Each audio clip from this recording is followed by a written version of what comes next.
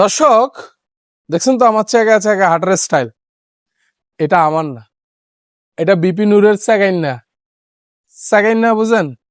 এই যে স্যাগাইন না টাইপের হাঁটা, যেটা বিপি নূরে করছে, মানে বিকাশ নূরের সংবাদ সম্মেলন করছে। এটার মধ্যে বলতেছে আপনারা কেউ পিনাকি ইলিয়াসের ভিডিও দেখবেন না। ওরে বাবা রে বাবা, কত বড় ফেরেস্তা চলে আইছে আল্লাহর ওলি, যে আপনি কইছেন আর মানুষে মানে বুঝে গেছে।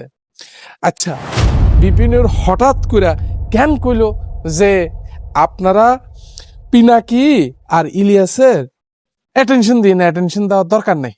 ওরে বাবা রে বাবা, ইস ইস আইছে রে। এই কথার বলার কারণ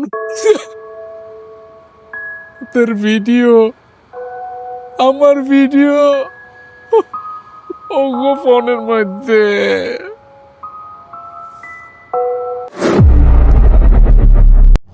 এই জন্যই বিপিনুর আপনাদের সবাইকে আহ্বান করতেছে যেন তার ভিডিও যেন না দেখেন, যাতে করে ডলির ভিডিও যেন আপনারা না দেখেন।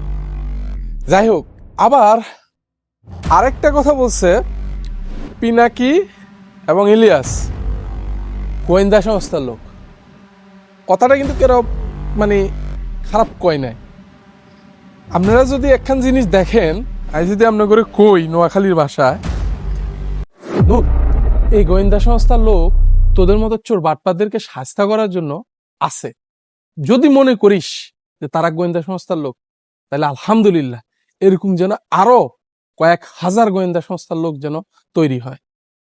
আবার বলছে না, ওই যে আনিস আলমগীর, সরি একটু মাঝখানে নিয়ে আসলাম, তিনি বলছে যে পিনাকি নাকি রয়ের লোক, রয়ের এজেন্ট। যে আলহামদুলিল্লাহ, দুনিয়াতে আমরা পারছি অন্তত পক্ষে এইটুকু, ৭১ দিতে না পারি আর ৭২ দিতে না পারি, আর ২৪ মানক আর না মানক রয়ের মতো পিনাকিরে ঢুকে যাচ্ছি আমরা।